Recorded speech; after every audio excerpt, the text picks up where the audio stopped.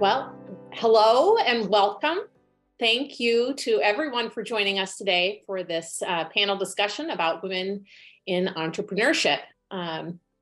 Many people have dreams about owning and running their own businesses.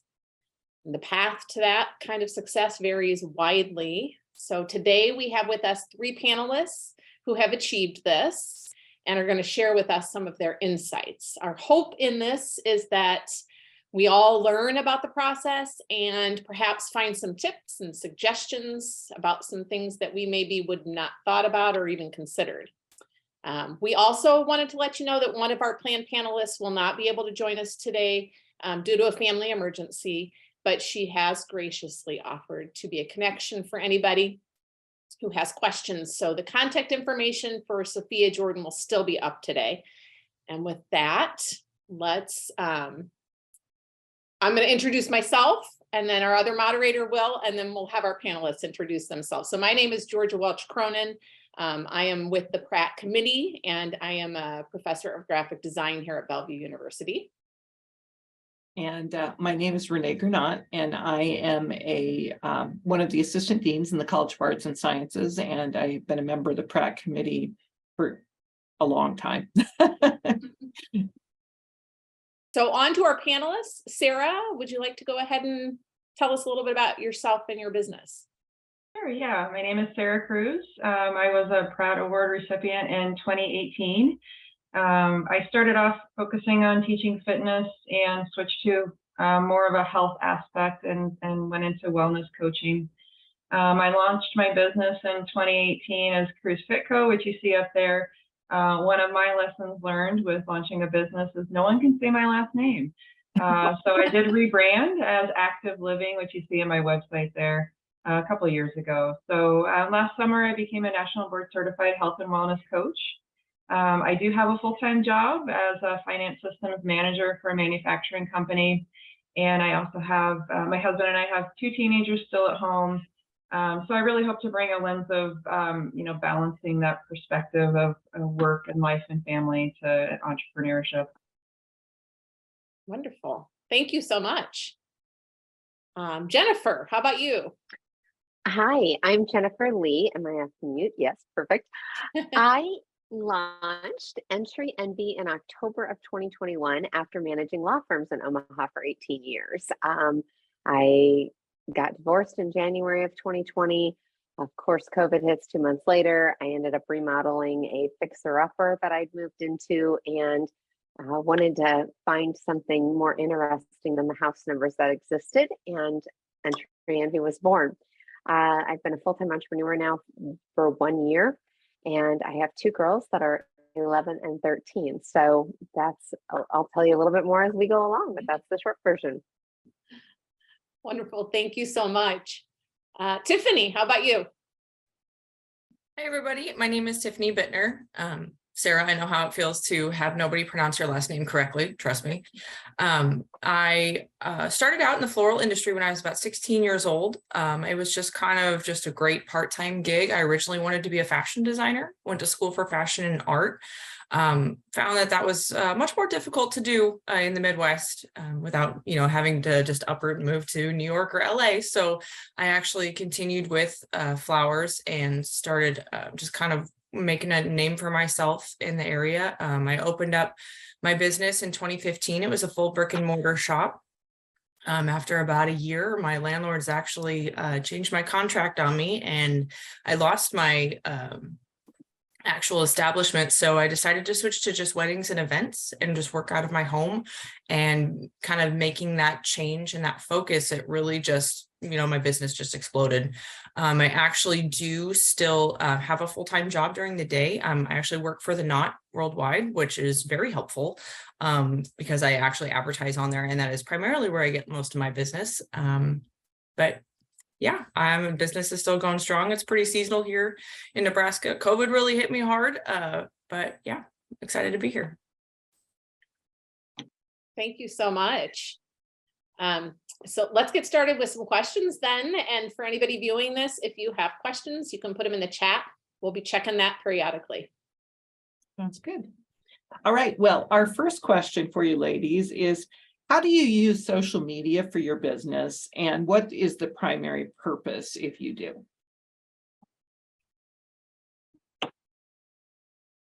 I can start, I guess. I do have a web presence. It's been one of my lessons learned is just kind of how to evolve my website and really focus on what it is that my customers are looking for when they come to my website. I do also have a Facebook page, and my intention with that is to once a day, have some kind of health or wellness related article just get shared out there. It is a struggle for me with social media. It's not a natural, I'm not a TikTok person, so it's not a natural area. And I understand there is a lot of benefit, but it's one of the areas that I'm not particularly strong in. I'll jump in. I don't know how if we'd keep rotating in the same order. We are very heavy on all forms of social. We have over 330 customers nationwide. 90% of them are across the country, and we ship anywhere for free inside the continental United States. We are heavy on TikTok, Instagram, Facebook, Pinterest. When I branded the company, I did so with every one of those platforms having the same username. So it's entry_NB. And I was intentional about that so that no matter where we were being promoted, it would be easy for people to follow us. We do at least one post a day on every one of those platforms. Video is dominant. We have about anywhere from 5 to 10 times the number of views on a video post than we do on a regular post. So that has definitely taken over. I do most of the video work myself, and then I have a company actually in South Africa that does my 5-day-a-week post to make sure we're being consistent on that. They help hold me accountable, and then I have another assistant who also helps. It is a full-time job in and of itself, but it's critical in our world. I'm actually probably not on social media as much as I should be. My past experiences, because I am such a niche florist, I only do weddings and events. I have found that the more I post, the more I am active on there, the more I get people asking me for like everyday arrangements. And that's really tough not having a storefront because I don't have the stock on hand. I do post a lot on Instagram, a lot of the bouquets that I do, a lot of like the really cool images from the weddings that I set up. And Facebook, I'm not as active on. I do a lot of seasonal stuff. So like I'll make sure that the photos that are currently showing or posts are seasonally related. Like I'll make posts about like, oh, it's engagement season, or if it's, wedding season's in full bloom, or things like that. I have not jumped on the TikTok bandwagon yet. I probably should, but I don't know if I want to cut over to that and give up. I feel like I'm going to give up part of my life with that one if I might get sucked in. So, I'll jump back in on this real quick if you don't mind, Tiffany. I think that where you're at right now is really on point. And where we've found is that for our business, 90% of our customers are between the ages of 35 to 55. So the majority of our business comes from Facebook. We're on everything, but the majority of it's coming from there. The Instagrammers are getting older. They'll be my next group that'll jump on. Our number of followers on each of those platforms are the same, but the business comes from Facebook. I think your TikTokers there are millions of moms over the age of 40 on TikTok, but they're still too young yet. They're your next group, and I think your moms are too old other than on Facebook, other than their daughters are now getting married, but I do believe the niches are in the riches, know your target market. Don't try and be everything to everybody at all. So wherever we find them, we find them. Yeah, but actually that brings up a good point that I should actually probably look into is, the next generation of brides and grooms and couples are going to be on TikTok. So I guess that answers the question that I'm probably going to start that. Going to be a whole new venture for me. I've got some tips on how to start a TikTok account if you ever feel like jumping on that bandwagon. Yeah. There's an art. I think that's valid too, because actually, you know, a lot of the type of clients that I get are more in a professional role. So social media, LinkedIn is applicable to me. So really understanding, you know, your type of market area. It is a constantly shifting scenario too, as you pointed out, and it's time consuming. So you have to, as you addressed earlier, the balance is important and you've got to sort that out, right? Got to figure out what's going to work for what you have access to and bandwidth for.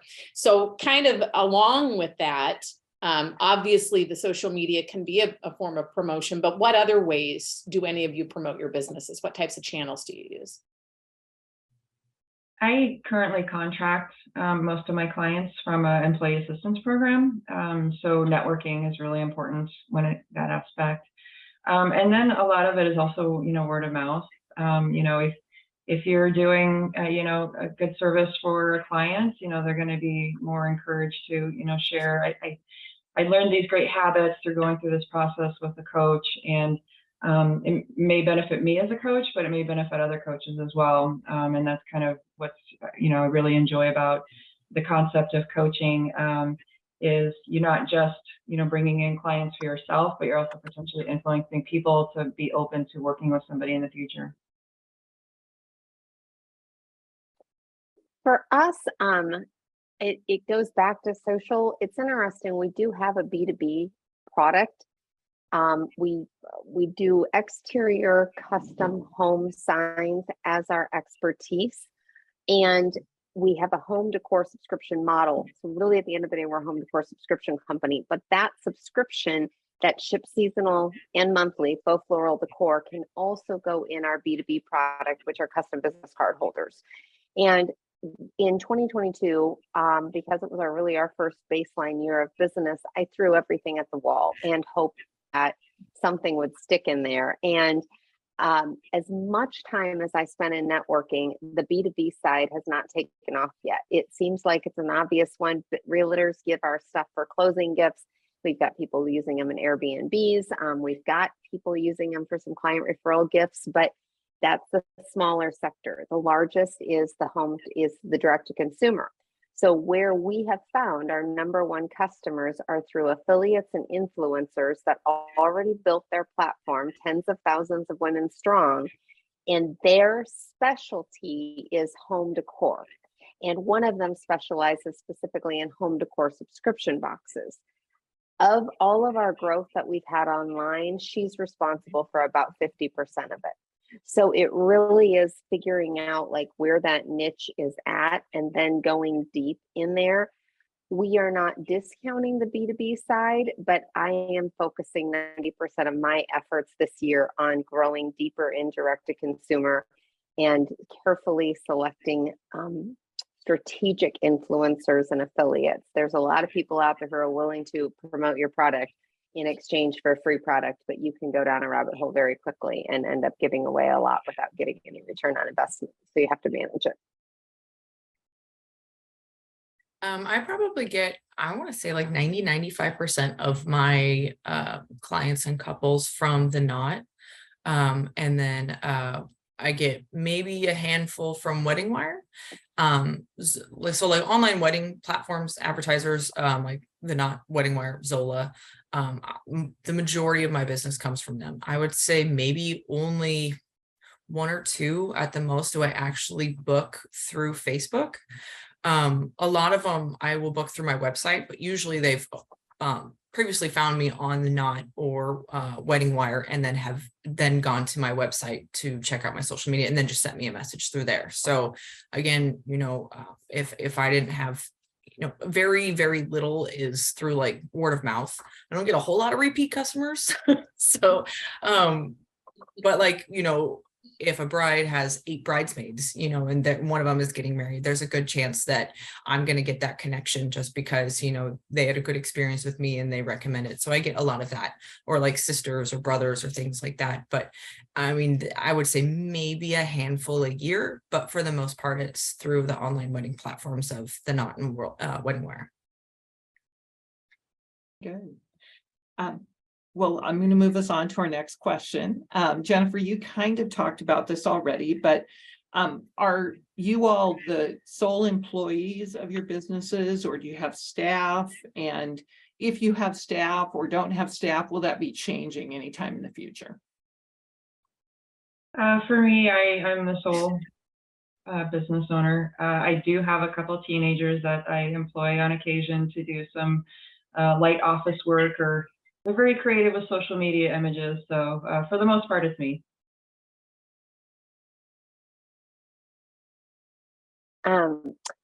I have a pretty good sized team that's growing. My mom actually was my first employee. Neither one of us are paid in the business right now. She's not technically a co-founder, but I've treated her as such. She manages all of our subscriptions, and then I have a full-time production coordinator. So when a custom order comes in, she makes that. Once they now are a subscriber, my mom manages the monthly subscription piece of it. We have a couple of high school, college girls who help us paint and do the back end. I hired a fractional CFO. I don't do any of my own books.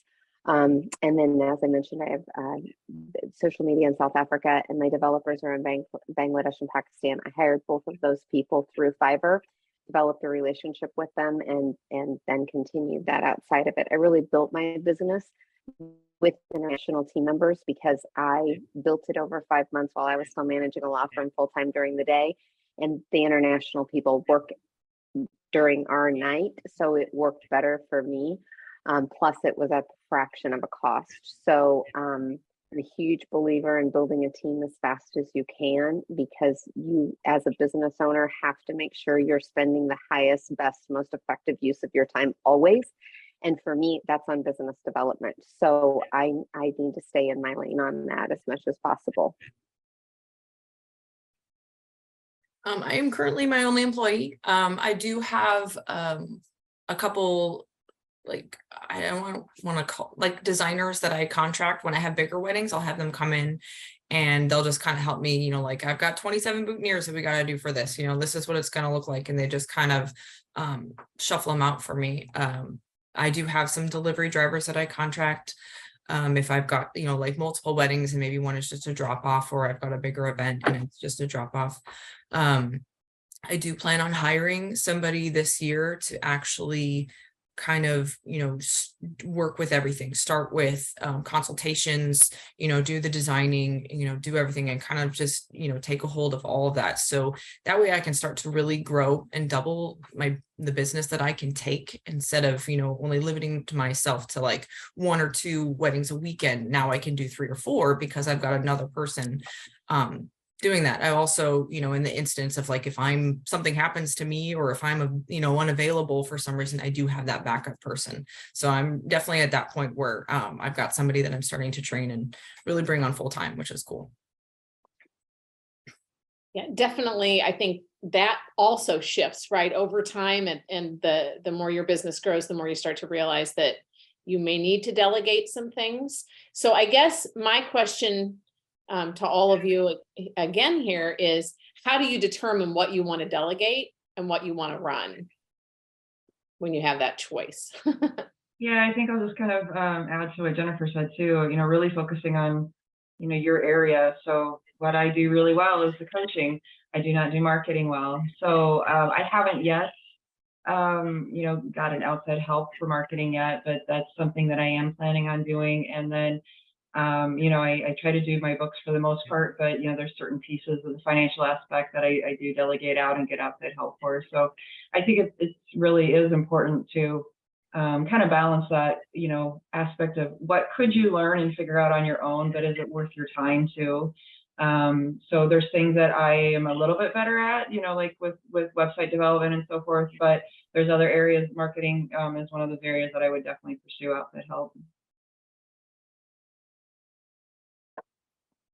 It's not easy. I mean, it's just not. I was the executive director for 2 different law firms for a total of 18 years. So I am used to managing $10 million businesses, and I'm used to a team. So it was really hard when I started my own company. I was like, yeah, I need you.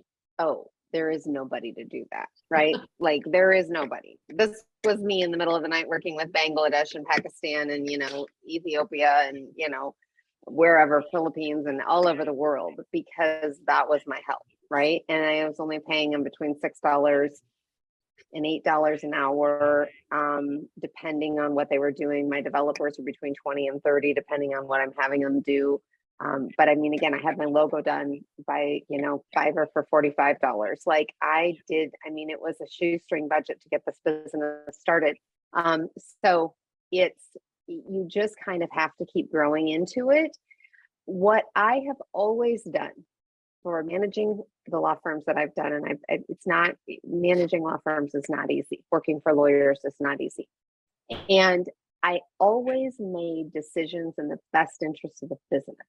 Not me, not my potential raise, not the shareholder who was knocking on my door the loudest and wanted his opinion on something, but what was in the best interest of the company. And what you're trying to build is a living, breathing organism that stands on its own by itself. So when you're making decisions about staffing, even though it's now your money and it's your company, I try and operate it the same way, that what is in the best interest of the company. If I had a boss, where do I want my time spent? Where do I want somebody else's time spent? And I really try and step out of it and take my checking account out of it. And it's hard. I mean, I've invested a lot of money into this company to grow it as fast as what I've been able to.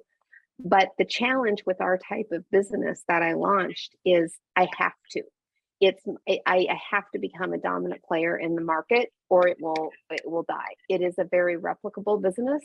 I don't have any competitors yet, knock on wood, and there is a true first to marketplace of this. So this was not a hobby. This was not a let's play around and see what happens. This was a go big or go home.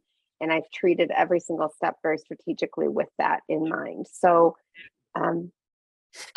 it's a risk. I agree. My business is a little bit different because, like designing flowers it's a trade skill. It's, I am where I am because I've been doing it for 17 years. So, what flowers work together, you could learn all the different types of flowers that are out there. You could learn, how the business works. You can learn the marketing. Those are the easier things in my business to teach somebody and to hand off to somebody, but to actually have that like design mentality and that vision to be able to creatively put something together and take somebody's idea and make it come to life. I could get, 3 different designers up and have the same consultation with one client, and you'd get 3 completely different bouquets. So, and then you have to hold yourself to a certain, like my business, I hold to a certain standard of freshness, how the longevity of the flowers, not necessarily certain types of design, because I want to be able to design anything that you can imagine, but teaching somebody that and getting them comfortable, at the counter, being able to work with the flowers and put it together and think on the fly like that, is very difficult to do. And really it just takes time and practice and repetition. So I'm struck by the fact that collectively you've done a lot of introspection, right? You know what your strengths are, and you're making your decisions based on knowing yourself and knowing your strengths and knowing what you can do and what you can't do and what your business needs in order to be successful. And I think that, it's a lot of times, we think there's a magic formula, but we do have to know ourselves. We have to know what we need. And I've always thought that about, I have a number of side gigs, and they're side gigs because I know that I don't have some of the skills it takes to make them my big thing, right? But I also know that they're good side gigs for me, so I think that's really, really important. Which leads us to the next question. Each of you had, Jennifer, you said you knew you had to go big or go home. When a person is working toward building a business, when do you know whether this should stay a side gig or when it should become full-time? How did you know? And what kind of thought did you put into that? Yeah, for me, I walked into it knowing it was going to be a side business for me. But my intention is to grow it into a retirement career. My intention is to have something that I feel like I'm giving back, to others with, and that's, the fulfillment that I get from health coaching. But on the flip side, I also want to, be able to pay the bills. So that is, when I think of what my long-term plan is for this business, that is kind of my intention, is to grow it to the point where, it can be my living expenses when I retire someday. So, and also that's protecting my my own, emotional wellness and social wellness as well, is staying active in retirement. Not necessarily working full time, but working 20 some hours a week is really important for my health and well-being too. I had a wonderful coach who I hired in December of 2021, and probably was the biggest game changer for me. And he said, don't quit your job when you've replaced your income, quit your job when you know how to replace your income. Because if you don't step into it 100%, you won't get 100%. And there's a book called The 99% Effort. And it's about that if you just keep trying to do something that you have a dream to do, and you're giving it your all, but not quite, you're falling 1% short all the time, you're never going to get to where it could be. And so for me, it was really jumping off the shore. It was going all in and saying, I'm doing this. I did manage the firm full time. I came up with a concept in April of 2021. I launched in October of 2021, and I didn't leave my full-time job until March of last year. So it wasn't an instantaneous piece, but when I had proof of concept, when I had paying customers, and I knew that I had a concept that needed 100% of my attention, that's when I made the decision. Feel like I have hit like every aspect of the spectrum when it comes to like, is this a side gig? Is this a full-time gig? Like, where do I want to go with this?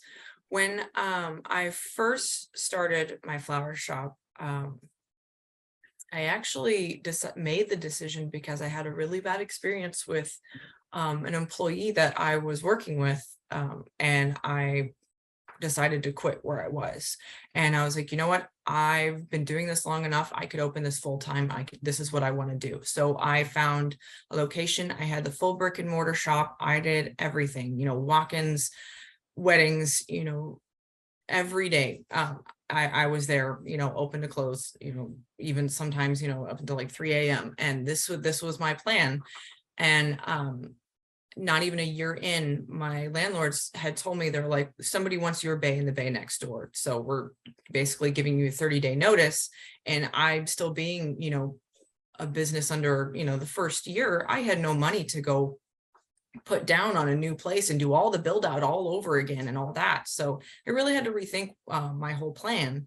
So I was doing it out of my home, and that's when I switched to weddings and events. So I didn't have to have stock on hand at all times.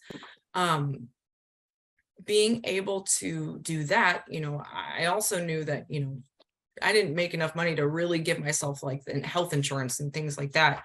So I had to find another job, so I found my job at the Knot, which provides me all the health insurance and everything that I need to do and the flexibility to do this. But it's also a seasonal job here. So not a lot of people in Nebraska get married in the winter. So yeah, it's a shocker.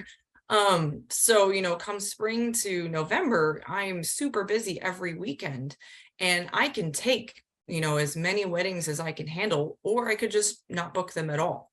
So, it's entirely up to me how much I want to take and how much I want to do. So, and I mean, I could keep this going. I could hire somebody to take over and just hope that they want to take over when I get to the point where I can't arrange anything anymore, or if I can't do the deliveries. But I am under no, false pretenses that I am ever going to, be driving a Lamborghini being a florist. So, it's not, but it's more than a side gig for me because, because of this business, I was able to buy my house. I was able to build a shop in the basement. If I didn't have this, it's such a huge supplemental income to mine. It's almost like having 2 equal full-time jobs. So it's a side gig, but it isn't, but it's a full-time business, but it isn't. So it's very in between and all over the place for me. And, I really have struggled a long time for like, do I go full bore on this, and really, put that 100%, that extra 1% into this, or, do I just keep it going the way it is and, see how it goes. And maybe I'll get somebody that's as passionate about it as I am to take it over someday, so it's really kind of all up in the air and has been for a while. So it's just a matter of which direction I want to take it in. It's so interesting that we've got 3 very, very different perspectives and businesses here. And, to what you just spoke about, side gig is fine. Full-time is fine. It's all fine. But in the beginning, you've got to come up with that strong business plan. Right. And you've got to determine whether or not you're actually serious about moving this forward. So for all of you, how much did you have to consider competitors when you made the decision to start this? I think I'm in a bit of a unique space there because there's enough need in the world for health and wellness that there really doesn't feel like it's a competition. It's more of how do you convince a person that to be proactive with their health and wellness instead of reactive. So I really do enjoy that about the community of health and wellness coaching. We tend to support each other really well, like from what do you charge versus, what does the liability release form look like? People seem to be really willing to share information and help each other out. So I think that's a little bit of a unique space, where we're not really competing for the same client.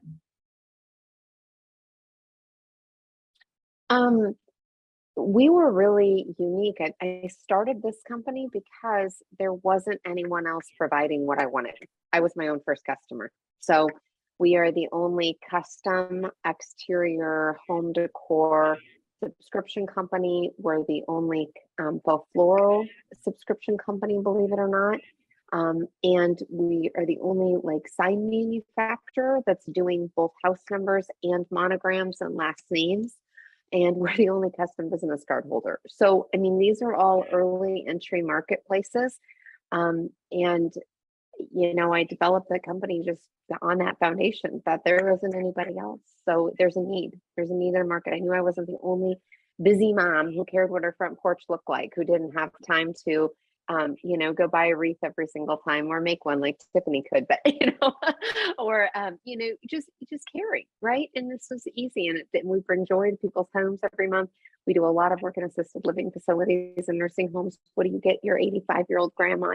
This is such a delightful way to identify their home. So just find a niche. If you want to go down something, look at that competitor piece. There is room for everybody at the table. It doesn't have to be, but for us, we were unique because we were the only one. I actually went and started my business from, I guess, somebody who is now my competitor. I was working for a pretty large floral shop here in town in Omaha. And I immediately was like, you know what, I'm going to go start this and do it better. So that was my mentality. When it came to positioning my shop, that's where I really looked at where my closest competitors were. And if that location, within a certain mile radius, I knew I already had, a good, group of community and extended friends that were there to help, spread my name and, shop local with me. But it's still pretty cutthroat, especially with weddings. I'll do a consultation with a bride and she'll be like, okay, I've got 3 more this week just because I want to see, who's going to give me the best offer. So, but it's also, as far as us compared to bigger markets like LA, for example, there's not that many here.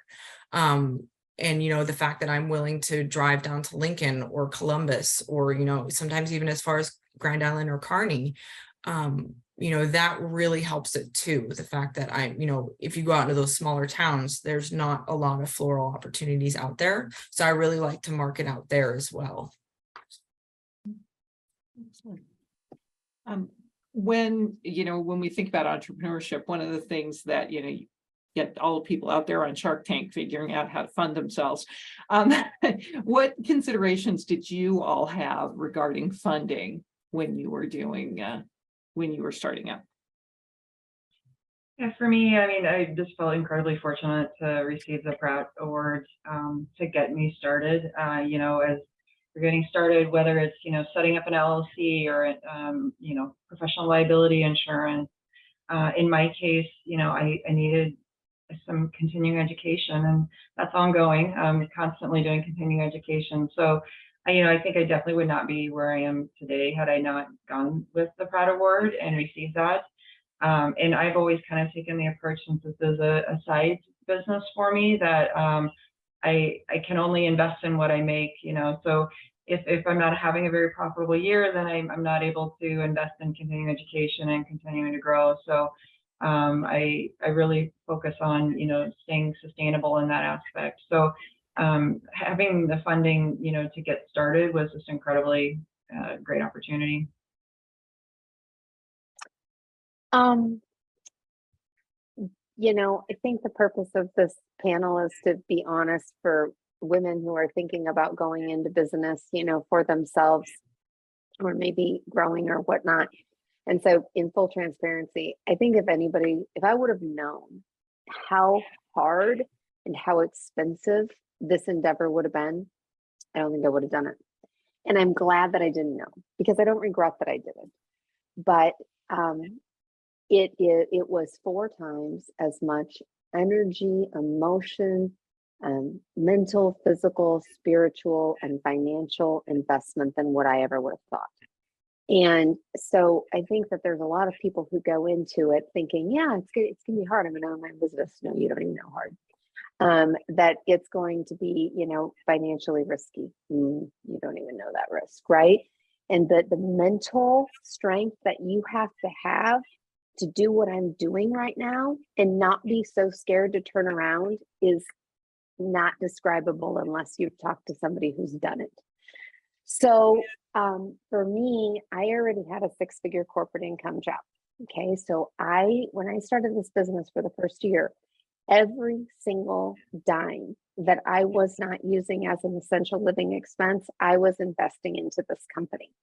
When I quit my job as a single mom with 2 kids, I then started using a home equity line of credit and backing my house essentially as capital. I did that. And by the way, I mean, I started generating revenue in October of 2021, but my burn rate is known in the startup community of how much are my monthly expenses. And most companies take between 2 to 5 years to become profitable. They tell you that, but you don't believe it. Believe it. It's 2 to 5 years and we're not profitable yet. So I am continuing to run at a deficit every month until we hit that break-even point. And we were profitable our first month, 12 months after we launched. So we had a profitable month in October and in November, but that wasn't the sustainable piece because those were fall. So I learned a few things. I learned growth is super expensive. So we were super busy and had a huge amount of growth in September, October, and November, which was amazing. But now I'm buying that much more inventory 3 months in advance. I'm having to hire that much labor to produce everything. It was not a windfall at all. I was like, whoa, there's a whole definition of cash flow that I didn't understand here, So, and you have people, I'm super smart. I have an executive MBA. Like I've managed law firms, I've managed $10 million companies. Until it's your money and it's your company, and you see that first year of business cycle, you don't exactly understand how it's all going to play out. So again, don't be afraid and make sure that you're not driving off of the side of the cliff. But if you know you have something, you have to keep investing. So then you start looking for money and you start deciding, how are you going to do this? And I am honestly right now still evaluating my next steps because I know I can't bootstrap the company any longer. I've maxed out my home equity line of credit. And so now am I looking at individuals that do give me loans? Am I looking at private investors? I'm looking at SBA-backed loans. I'm looking in conversations with venture capital groups right now. You know, there's a whole lot I'm learning about funding and some accelerator programs and all of those things. So it's just, again, I feel like I know it seems like this isn't answering the question, but it's the mental strength and understanding that once you start going down this path, you've got to keep investing in it, and you're going to get paid last as the business owner. It's just how this works. But don't not do it because of that. It's okay. It's just a whole different way that you've never made money before. Okay. So my experience starting it up is actually quite a bit different from yours. And you know, everybody that I talked to was like, oh, you're going to need, you know, like $40,000-$50,000 to even like think about starting a business. Honestly, I started with 5,000. I was able, but I mean, I was kind of lucky in a few different aspects. I have a husband who's very handy and can build almost anything. So I just needed, you know, first month's rent for my location, got all my utilities turned on, which is not very dissimilar from, you know, like renting an apartment. You know, first month's rent, your internet, your heating, your AC. I needed very few supplies there. I needed a front desk, a POS system, a workbench in the back, and like a cooler and a desk with a computer. So, you know, I burned through that 5,000 pretty quickly, but we were really resourceful. And as soon as, you know, my doors were open, I was able to get my supplies in and start taking orders and start generating profit, you know, revenue right away. And, you know, advertising was pretty minimal to start. It was a lot of word of mouth to start. I joined a lot of those tips groups or local chapters, you know, Women's Chamber of Commerce of Ralston, and made a lot of connections there. And, you know, if you have dues for those, they're very inexpensive, but it's a really good way to get your name out there really, really quickly.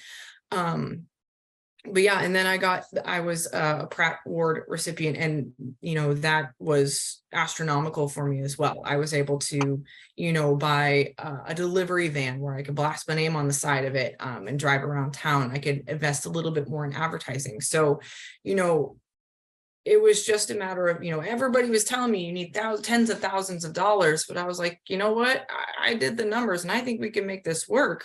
And we just did it. It was just me and my husband to start, and we did it. And it was, you know, probably not the most beautiful shop to, you know, to begin with, but it worked, and it started bringing in a cash flow. And then when I started working from home, we built a shop in my basement. I just happened to work out the guy who built the house, built cars. So we had a big shop down there. And so it was already pretty set, but, you know, I don't necessarily take a paycheck and I don't necessarily make money, but I'm able to pay my mortgage strictly off of this. So I consider that a win, and that, you know, that a good profit, and keep things going and growing.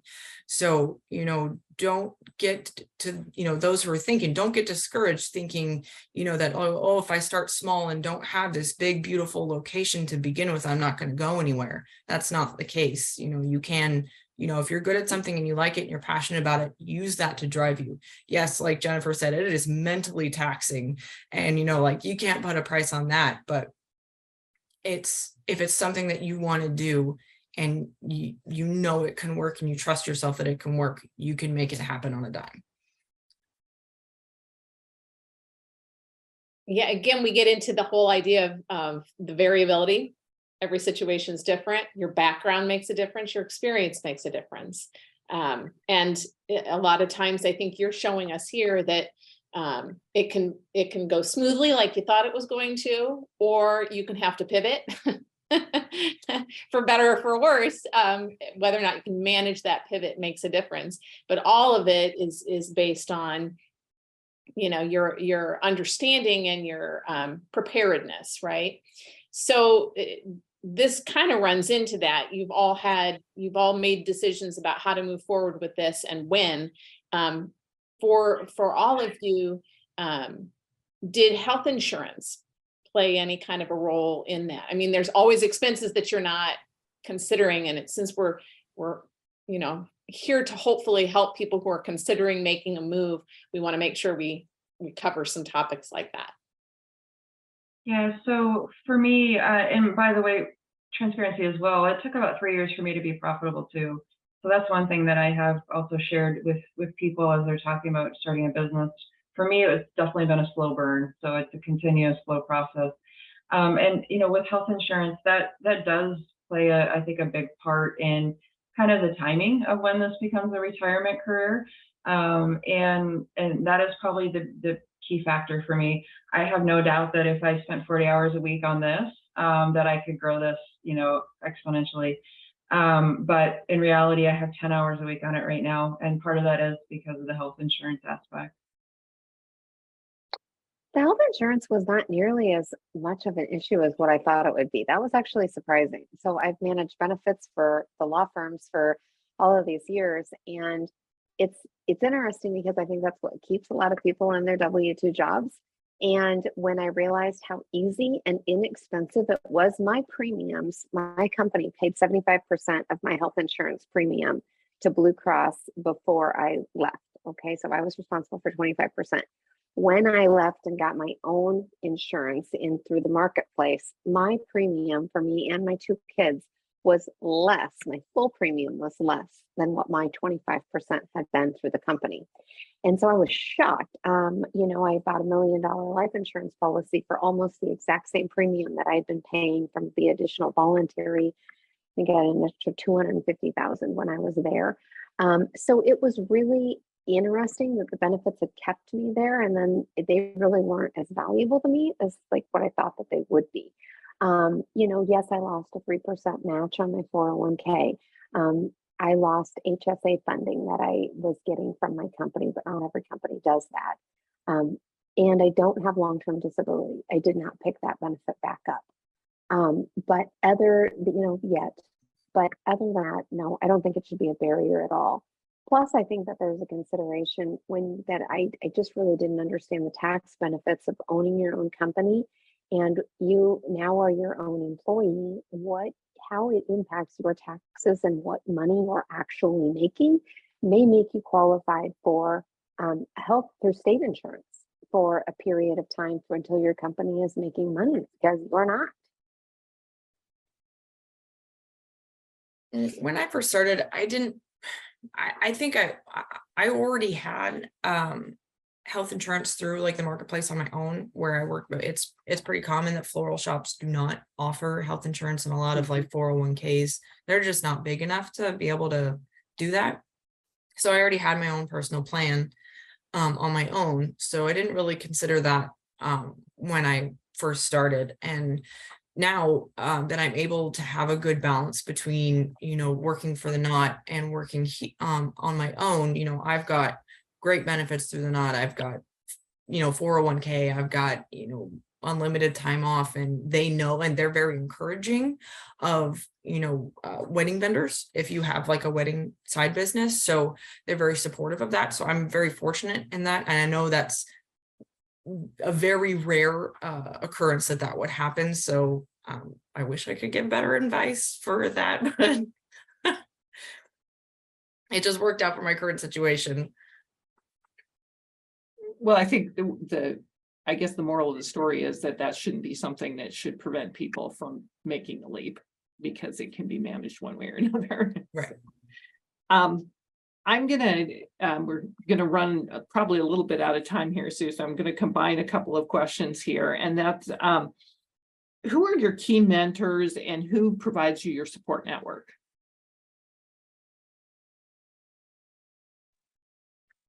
For me, I was very fortunate. My Pratt mentor was actually somebody who had ran, a health and wellness kind of facility before, and then he actually is the one who inspired me to pursue getting my national board certification. He had done it a couple of years prior. So he was just a real, important person to help me kind of understand and how to navigate kind of this new world I was venturing into. And then really my supporters right now, family and friends. But then also there's a great Facebook group for practicing health and wellness coaches. And like I mentioned earlier, just really able to share with each other and support each other. And then I'm a big advocate that everybody, including coaches, need a coach. So I have a fellow coach that she and I coach each other every other week. And sometimes it's, regarding building our business, but sometimes it's just everyday life, kind of building better habits. So. Yeah, huge believer in we all need coaches. I have several. I have a mastermind that I'm part of out of Connecticut. There is something magical about being outside of your industry and outside of the state. I love Omaha, but we tend to be very conservative and very small-minded sometimes when it comes to looking outside of bigger. And for me, because we're national, I need to make sure I have a national presence. Industry, though, is super important. And so there's always industry organizations. The Subscription Trade Association has been really important for us. That connected me to a number of individuals. And one of those people, I'm part of her mastermind inside of the Subscription Trade Association. And then, I would say the piece of advice that I would end with is show me your friends and I'll show you your future. Your circle of 5 that you spend a lot of time with is very important. So who are your friends that you're spending that time with, and do they want more for you? Do they have more? Are you going in the right direction to make sure that you're looking out and up and not staying again here, right? This is comfortable. Omaha and your friends are comfortable. When you are going to start your own business and you are looking for something more, not everybody is going to think that and share those same values. And if you're not careful about who that group is, you will not get out of it. So when I first started, I had a lot of people, I was fairly young starting a business. I was in my 20s, late 20s. So, I had everybody and, on all these groups and, chambers and everybody trying to tell me like, oh, you need to do this, you need to do that, you need to do this. I didn't have one set person that, I could really consider and look to as a mentor. And that's probably one of my biggest regrets. So, anybody considering doing this, like find somebody or, like Jennifer said, like your group, 5 group of people or, 1 or 2 people that you could go to, like Sarah said, your coach that can really help you. You can bounce ideas off of, if you have some great idea, maybe them telling you, bringing you back down is not a bad idea. You could be just floating off and thinking your ideas are just great when really they don't make any sense and they're not going to work long term, and you have nobody there to tell you that. My biggest support right now is, my husband, my friends. They're super supportive. They're always there to, if I need them, but I really don't have a lot of the tips groups that I was in. A lot of them kind of fell apart and, or they're off doing different things now. So yeah, I'm still kind of looking for that, for somebody to be a coach or somebody to kind of guide me through this, because my business structure is so different from the norm. It's a little all over the place. It's kind of hard to find somebody who really understands that. Friends and family, right? I don't know that I've met someone in business that hasn't talked about the importance of that and having that. If you have that network of support behind you, it can make it a lot less daunting. I think for sure. Oh, we're going to run out of time before we get to all these questions. I'm disappointed. I wish we had more time. So maybe we'll we really are down to the wire. So maybe we'll wrap it up with asking just for a crucial piece of advice. If you could offer one thing to the people listening right now who are thinking about starting a business, what would that one crucial piece be? For me, it's trial and correction. So it's something we work on a lot in coaching is you don't know until you try. So whether you're trying to build a habit or build a business, just starting off and trying to learn from what goes well and what doesn't go well. I think something that's both exciting and terrifying about being a business owner is you're responsible for both the successes and the failures. So embrace, the things that don't go well, the things that you might, be second guessing yourself of, am I doing the right thing? And really look for those opportunities to find the lessons learned in it. And for me, looking back, some of the big things, that I spent so much time on or spent so much time worrying about was like my name, for example. You know, I picked a name and because I didn't know where I was going with it, but you know, a couple of years later, it was so easy for me to decide a name. So, you know, getting hung up on the small details, you know, whether it's, you know, the font on your business card or something like that, you know, just focusing on making progress and not worrying as much about it being perfect, because you're going to continue to learn through this whole process. There's not going to be a magical day where you've made it. You know, just continuing on to what is working and what do you want to do next? One of my favorite quotes is that doubt has killed more dreams than failure ever has. So don't be afraid. Everything you want is on the other side of fear. And it is hard. This is all about your head. This really is. It's all about your head. So just don't be afraid. Do it. Don't be afraid to ask questions. Ask questions to everybody. Finance institutions, you know, people who've been there before, you know, ask questions and figure out the answers before you really decide to dive into it and make those decisions on your own, completely unaware. Like learning from other people's mistakes is the best. Those are the best lessons, because that way you don't have to make those mistakes to learn those lessons. So ask questions everywhere. Doesn't matter what level that person is, who they are, where they work, ask questions. Those are great pieces of advice. And I think they're good for life too, in general. You know, whether you're working for someone or working on your own, I mean, it's always just one step forward and developing good habits and realizing that tomorrow's a new day, right? And that's an important thing. I do want to reiterate for any of the students that are listening, and I know that there are some, that several folks have mentioned the Pratt Award, but there is, you should look up around on campus or get a hold of Professor Merrill Johnson, and who's the chair of our Pratt committee, and look into it if you're interested in starting a business. That you can be awarded up to $5,000 to get started.